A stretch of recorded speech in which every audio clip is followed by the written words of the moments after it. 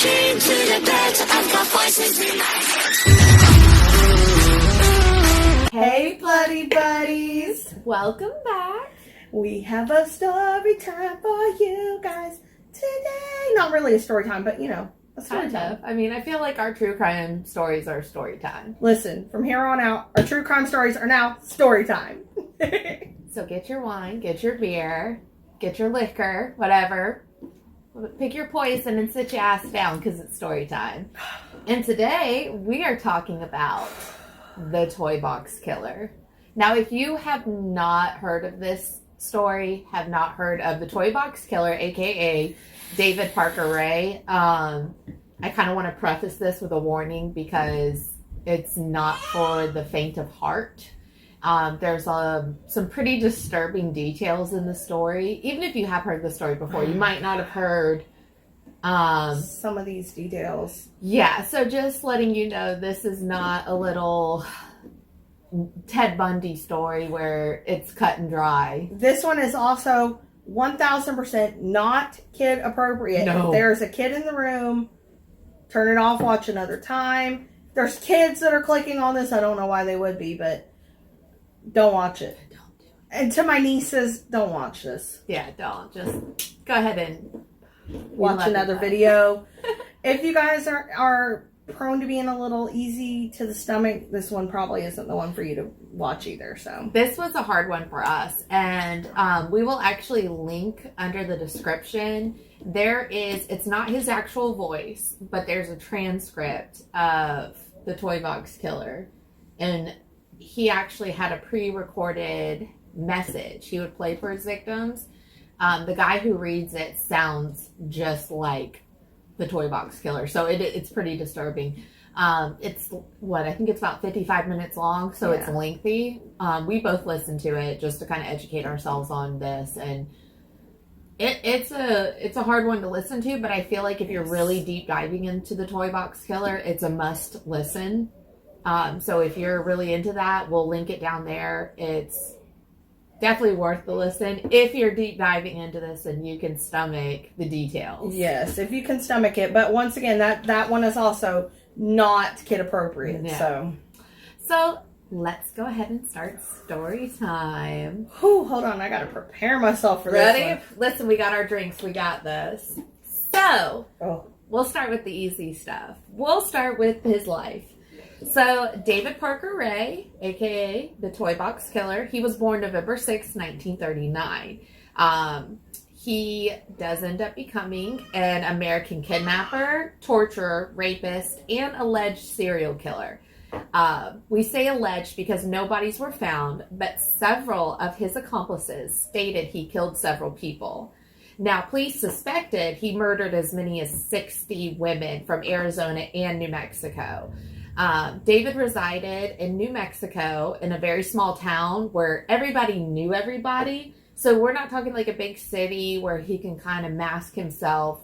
People knew who he was, all the neighbors. Like, he wasn't somebody they weren't aware of. But of course, they obviously weren't aware of the monster that he was. So he never apparently portrayed himself as anything but an average Joe. So Can I just say really quick, the town that he was from, it just cracks me up. The town's name is Elephant Butte, but when you look at the way it's spelled, all I can see is elephant butt. it is. All I can see is elephant butt. No offense to the people that live there and are watching this, but it's spelled elephant B-U-T-T-E. So it looks like elephant butt. Yeah. So anyways, now David and his sister Peggy grew up with their grandfather, though their alcoholic and violent father would come to visit them, because that's what a good dad does. And he would actually provide David with sadomasochistic porn magazines. So here we are planting that little seed. And we're talking about very young. Yeah, this isn't like, oh, hey, son, you're almost a man. Here you go. Like, he was a child. So, yeah. But again, he was a violent alcoholic father, so he probably wasn't a very ideal father figure to begin with, which is why he probably stayed with his grandfather. Now, his grandfather was very, disciplinary, but he wasn't to the extreme that we see in other true crime stories, like with Ed Gein's mom, how she was. This is a little bit different. There's no reports of any sort of like severe damage as far as physically or mentally because of the grandfather. He wasn't mentally or physically abusive. He wasn't violent, nothing like that. He was just a very strict parental figure. So now, David, of course, grew up to be kind of the awkward teenager. He was actually bullied for being shy around girls. And he also, once he became a teenager, that's when his passion, or I guess you would say fantasy, for like bondage, rape, torture, and murder started. We know this because he discussed it, and his sister actually even found drawings he had done of bondage pornography. Yeah. So, I mean, his sister caught him with this kind of stuff. He openly talked about it to other classmates kind of thing, which I'm sure probably didn't help the bullying. Yeah. Now, David did grow up what seemed like a fairly normal life besides, you know, the shit going on at home. He did graduate high school. He did join the U.S. Army. He was honorably discharged. It couldn't find any information on the details of the discharge, but we do know it was honorably. And he actually went on to have 2 children and 4 divorces. So love was definitely not his forte. Yes. Now, one of the kids, Jessie Ray, would actually end up later on being one of the accomplices in his crimes, which there was something that I did kind of find a little tidbit about Jessie Ray. Her and her dad had a very strange sort of relationship. They were very much fire and ice. They either were constantly together or couldn't stand each other. Yeah. Now, I know at one point Jessie Ray did have a child, and it was rumored that the child was possibly her dad's. I wouldn't be surprised. So, yeah, there was some strange things going on with her and her dad. And I wouldn't be surprised because, like I said, in the audio that he would play for his victims, it was almost like a prepping video. Like, he would literally sit there and say, okay, so this is what's going to happen to you for the next few days to months, depending on when he was no longer bored with them, in his own words. And in the audio, he states that him and his lady friend are going to do what they want with her. Now, we know that David had several girlfriends on and off. And we know that she was an accomplice. So going off the transcript of the audio tapes, I would say she definitely probably had some weird incestual relationship with him. Yeah. Which is creepy. So, on to the crimes. Now, David actually soundproofed a truck trailer that he named his toy box, right? He equipped it with items used for sexual torture. These items included whips, chains, pulleys, straps, clamps, leg spreader bars, surgical blades, and saws. So that's a lot as far as... Well, and I do kind of want to touch on this a little bit. I just want to clarify that we are not talking about... what you get at the sex store. Yeah, we are not talking about a regular sexual whip or a regular sexual leg spreader. We're talking about handcrafted, like, machinery, like... Well, it was reported that for instance, the leg spreader bars would pull a woman's legs apart so far that there was actually some women that had their hips popped out of place. Mm-hmm. So we're not talking, this is not regular BDSM. I just want to preface that, let you guys know this is not something that you would go to your local kink shop and find. Yeah, no, this is not. This is all handmade. Yeah, exactly. So this is like, these items we're saying, picture them to the extreme. Yes. Not like the enjoyable BDSM, like the god-awful torture, like true torture type of thing going on. So, of course, we already know the accomplices were involved. It wasn't just him. He even went as far as mounting a mirror in the ceiling above the table where he would strap down his victims. And to me, that gave me fucking chills because I can't imagine being strapped down and seeing myself in a mirror, like witnessing everything that's happening to me. So I think he was really big, not only into having control but I think he was really big into pain. He wanted to see these people fucking miserable. Yeah, it was all a mind game to him. Mhm. Like, the more that he could torture them, the more he enjoyed it. And one of the other things I thought was so strange was that inside of the toy box, he had mounted a sign right at the entrance that said Satan's Den. Mm-hmm. And he had gone through like very graphic BDSM pornographic magazines and torn the pictures out and taped them all over the walls, almost like wallpaper style. Yeah. Like it was everywhere. Almost like a little guide of, oh, let's do that, or like almost like a menu, yeah, if like, you will, like suggesting and picking. And what I thought was creepy too is in his transcript, again, the tape he played for his victims when they first got there, he would even say that sometimes there'd be another girl in the room. So there were actually times where there were multiple girls in this shed at the same time, both being tortured. Yeah. Now, as far as the toy box goes, not all the crimes were committed in the toy box. He also had a wooden contraption that would actually bend them over and immobilize them. Now, he would use this in the living room, and he would have other friends, and even his dog, rape them while he watched or sometimes partaked in these activities. This is why we wanted to give you guys a little heads up, because it's pretty disturbing. Yeah. And I will say, be very cautious listening to the transcript, because he goes into great detail about the dog. Yes. And he knows way too much about dog anatomy. Yeah, like it like I was listening and I'm like, why does he know this much about animals? It was so disturbing. It'll turn your stomach. It literally did turn my stomach. I had to turn it off for a period of time and go back to it because I gagged so hard my eyes. Because again, that's why we want to warn you guys. Like, when you listen, if you do decide to listen to that transcript, it is very, very detailed. Like, I couldn't believe what I was hearing. So we're trying to give you the little sugar-coated version of. Basically, he would put, what was it he would put on them? It was some sort of, I forget what it was actually called, but it's a canine scent oil that they use when they're breeding dogs. Yeah, like when they're mating dogs. So, and he would put them on the female so that the dog would then, you get where we're going. Yeah.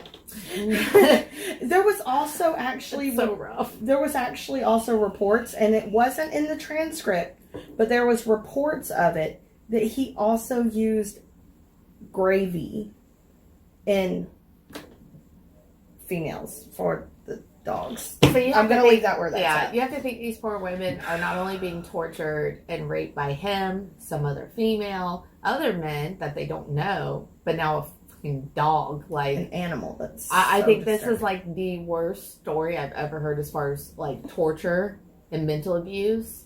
Oh, absolutely. Like the combination is just mind-boggling to me. Now, it is believed that these crimes went on for decades, which makes it all the more disturbing. And again, when you listen to that tape, you can hear it in his voice. He's very confident. He even says, I've done this for years. I'm going to keep doing it. You're not the first. You won't be the last. Like, he seemed like he had been doing this for quite a while. Yeah. Now, until he finally caught the wrong girl. So, David posed as a police officer, and he approached Cynthia Vigil in a parking lot. He told her he was arresting her, put her in his trailer, and took her to the toy box.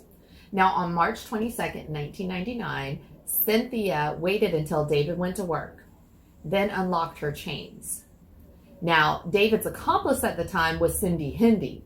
She had actually left the keys on a table and went and took a phone call. So what basically happened is that Cynthia got the keys, and what happened was eventually Cindy noticed that she was trying to escape, so they start fighting. Cynthia was able to grab an ice pick and stab Cindy in the neck. Which, I just want to say, why is there a random ice pick laying around? Like, what is going on? Listen, this is the same guy who has a mount in his living room so his dog can sleep with women. So an ice pick to me didn't even faze me. I'm like, oh, of course he has ice pick just fucking laying around. Like, who wouldn't if you're this fucking weird? Now, Cynthia fled to a neighbor's house naked with nothing but a slave collar on and padlock chains. And police, of course, located David, arrested him immediately. Once the story came out, more victims were actually located. I know they found one just from her tattoo. Yes, so there was actually... When the police finally... I don't even know where to begin with this one. Yeah, it's frustrating. There was a few women that had reported this to the police, and the police thought that they were crazy. Mm-hmm. So when the police finally had literally a naked woman with chains on her and saying, this is what happened, they took her to the hospital for her injuries. When she was taken to the hospital, who shows up at the hospital? None other than Cindy, because she had just been stabbed in the neck with an ice pick. Mm-hmm. Cynthia sees Cindy and says, that's the woman right there. That's her. So they were like, okay, wait a minute. This is all adding up. So they finally locate the home, find the toy box, and find there was Polaroid pictures everywhere. There was video of women that he had saved, and a bunch of jewelry. Yes, but one of the things that stuck out to me was that there was actually a list. It was like a notebook that he had hanging on the wall, and it had these women's names, and then it would have a date beside it, and then tally marks. And from what the police gathered is that they believed that those tally marks was for every time they were assaulted. So I could see that happening because he talked about how, you know, the amount of times that you would be abused would vary based on how bored they got with you. And he was like, oh, of course you're new, so you'll get a lot of attention, but eventually that'll wear out. So I could see them keeping tallies like, oh, we've played with her enough, on to the next, which is sick, but I think that's what he was doing. Now, as far as the victims and the police not believing them, which blows my fucking mind. Yeah. One perfect example of blow your fucking mind why is Kelly Garrett.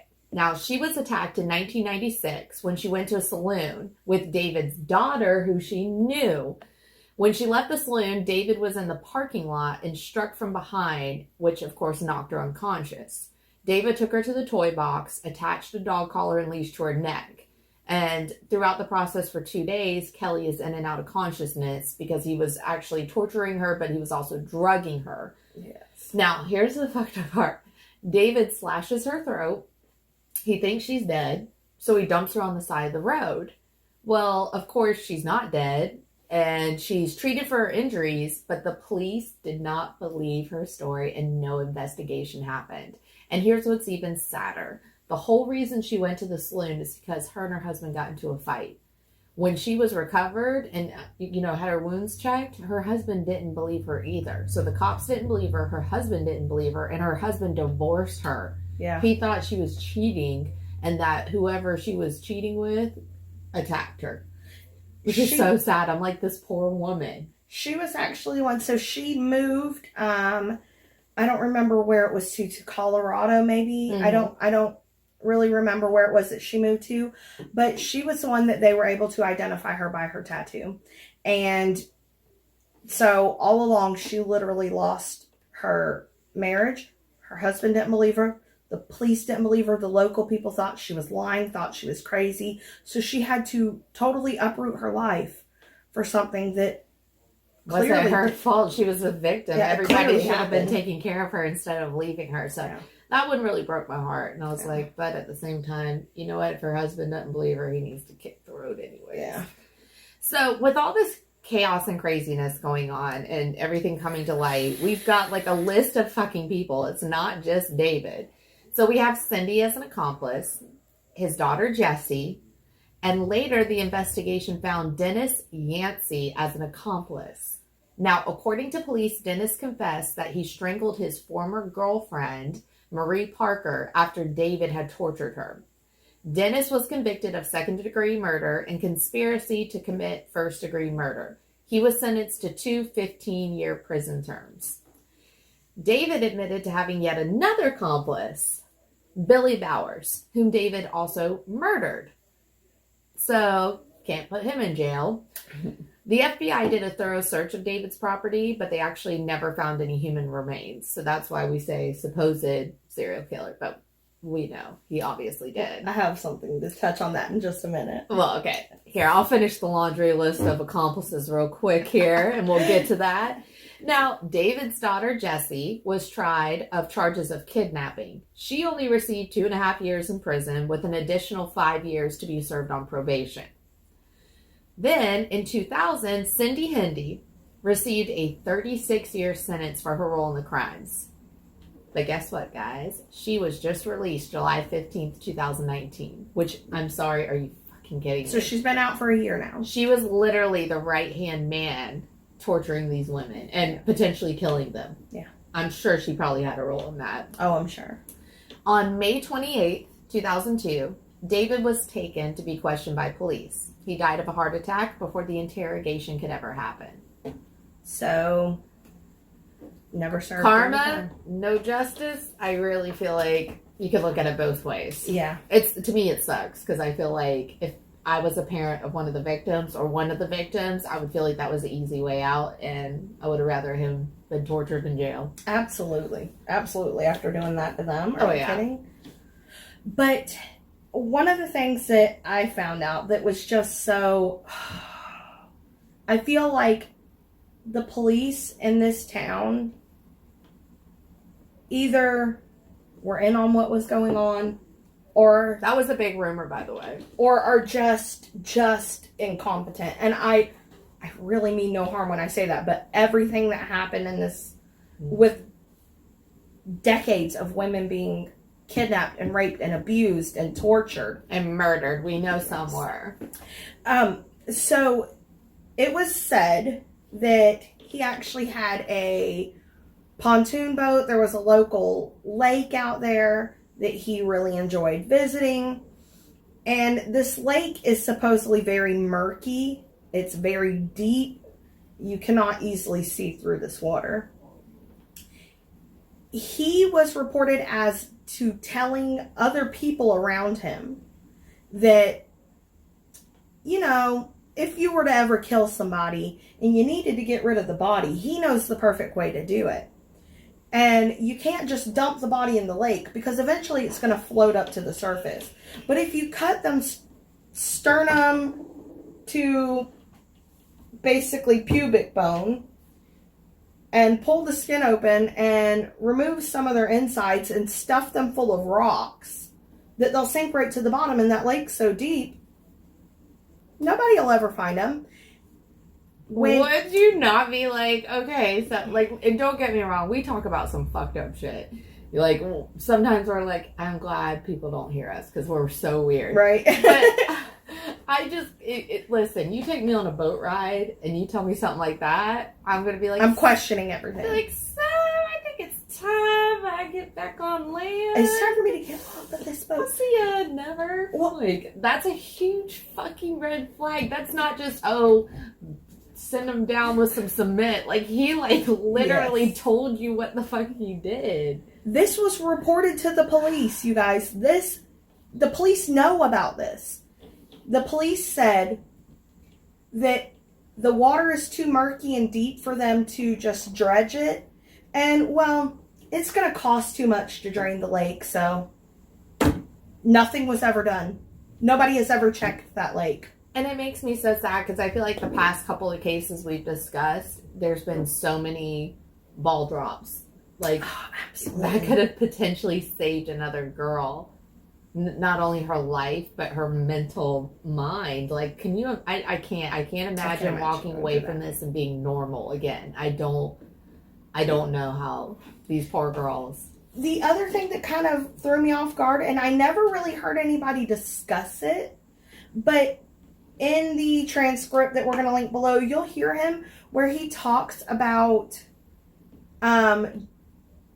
when he's through with these women, that he will drug them, and he actually flat out explains what he uses to drug them to get them in a hypnotic state. And he tells them a lot of detail of what he's going to do to them, which me personally, okay, I guess he even says in there, he's like, I don't want to kill you unless I have to, but I will if I have to. Yeah. But he's so confident that what he's going to do is going to work, because he is literally telling them every little detail. He's telling them how he's going to drug them. And I guess he's so confident that the drugging will work that he's just like, I'm going to tell them everything because they're not going to remember it later anyways. And it's just his confidence. Oh, God, I don't know. It just pissed me off. And where they were was like 2 hours away from the Mexico border. Mm-hmm. And he flat out discussed that he would sell some of these women into sex trafficking. Yes, that was another one. So you got to think this guy was selling women for sex trafficking. So they're just being tortured the rest of their lives after being tortured by him. Yeah. Some of them are being murdered. It's just, and it's so sad because, again, in my eyes, he didn't get any justice by dying. That was the easy way out. He got to live his life the way he wanted to by torturing these women. These women got no justice. It's awful. Listen, I will tell you guys, deep dive at your own caution. Deep dive at your own caution. But there is a video out where they actually go through the toy box. This is another thing I completely forgot that blew my mind that this police department did. They opened the toy box up to the public to tour in case it maybe brought back memories for some women as a tourist attraction. A tourist attraction. Like, not a good call. Oh, not a good gosh. call. Now, Yes. I did see like a news station that at the time posted pictures of a bunch of jewelry they found there, hoping to find other victims to come up and, you know, speak up and help with this case. But I didn't hear about that part. That's fucking horrible. Like, yeah, let's just trigger them some more. Why don't we? Like, so I just feel like the police department was just like, okay, what other part of this can we screw up? You know, hey, it was let's just go ahead and really fuck them up, right? Like, but what blows my mind is that Cindy Hendy is walking free. oh yeah, she's walking amongst us now, you guys. And I think His daughter is. Hold on, I think she was 59 when she got out, so she'd be 60 now, right? She's still young enough to. She's young enough to where if she wanted to do something, she could do it. Because she's about the age he was when he was doing all this. So it's a crazy story, y'all. And it's really sad. And it's really, like, crazy to think that it all started from his alcoholic father handing him that crazy-ass porn. Like, but at least we got to cover it today and kind of share it with you guys. Hopefully you enjoyed. And stay tuned. We've got a lot more coming up. We actually just ordered some more stuff for our next special effects video, which is going to be, oh my God, Epic. It's my favorite. Like, if you liked the Bloody Buddies one, you're going to love this one. It is very Halloween. Yes. Like, very Halloween. So Halloween. And we have put a lot of time, money, and effort into this next one. So I really hope you guys like it. But we'll be back again soon. We might even go on a field trip, you know. We might have a field trip coming up. Who knows? You guys stay tuned. Yeah, we'll see you soon. Bye.